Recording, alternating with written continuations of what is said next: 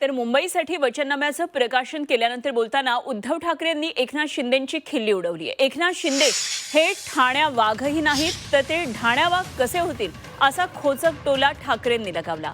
दरम्यान शनिवारी महायुतीच्या प्रचार सभेत मुख्यमंत्री देवेंद्र फडणवीस यांनी शिंदेंचा ढाण्या वाघ असा उल्लेख केला होता। त्याबाबतच्या प्रश्नावर बोलताना उद्धव ठाकरे यांनी शिंदेंची अशा प्रकारे खिल्ली उडवली। ठाकरेंकडून एकनाथ शिंदे यांच्यावर अशा प्रकारे टोला हाणत टीका केलेली आहे। ठाण्या वाघही नाही तर हा ढाण्या वाघ कुठून अशा प्रकारे त्यांनी प्रश्न केला।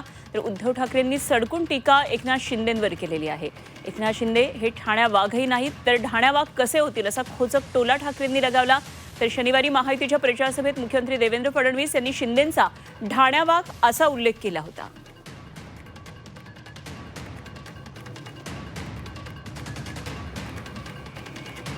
आणि खऱ्या अर्थाने एक लक्षात घेतलं पाहिजे, अरे हे मुंबई महाराष्ट्रापासून तोडण्याची हिम्मत कोणाच्या बापाच्या बापातही नाही।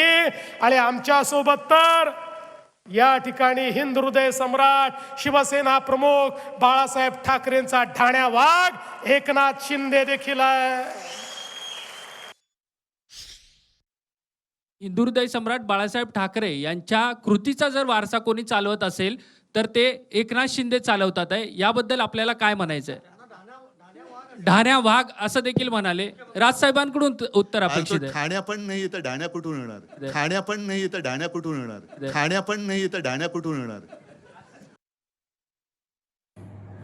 माननीय मुख्यमंत्री देवेंद्र फडणवीस साहेबांनी आदरणीय उपमुख्यमंत्री एकनाथजी शिंदे साहेबांचा उल्लेख शिवसेनेचा ढाण्या वाघ म्हणून केला आणि टोमणे सम्राटांना मिरच्या झोंबल्या।